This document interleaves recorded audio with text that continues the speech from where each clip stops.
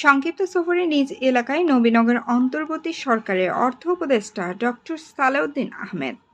নবীনগর ব্রাহ্মণবাড়িয়া প্রতিনিধি জাবেদ আহমেদ জানান, শনিবার দুপুর 1:30টার দিকে ব্রাহ্মণবাড়িয়ার নবীনগর জেলার পরিষদের মিলনায়তনে সরকারি কর্মকর্তাদের সঙ্গে মতবিনিময় শেষে সাংবাদিকদের প্রশ্নের জবাবে বলেন অন্তর্বর্তী সরকারের অর্থ, বিজ্ঞান ও প্রযুক্তি মন্ত্রণালয়ের দায়িত্বপ্রাপ্ত উপদেষ্টা ডক্টর সালেউদ্দিন আহমেদ।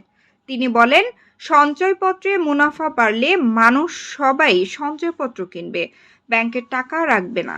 ব্যালেন্স করে দেখতে হবে, সঞ্চয়পত্র বিক্রি করে দিলে ব্যাংক কোত্থেকে টাকা পাবে।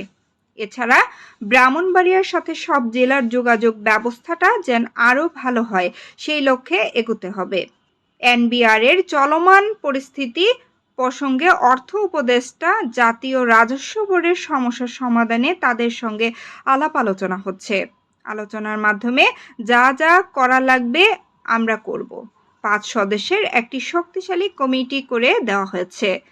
এ সময় উপদেষ্টার সঙ্গে ব্রাহ্মণবাড়িয়া জেলা প্রশাসক মোহাম্মদ দিদারুল আলম, নবীনগর উপজেলার নির্বাহী কর্মকর্তা রাজীব চৌধুরী, নবীনগর সার্কেল অতিরিক্ত পুলিশ সুপার পিয়াস বসাক প্রমুখ উপস্থিত ছিলেন।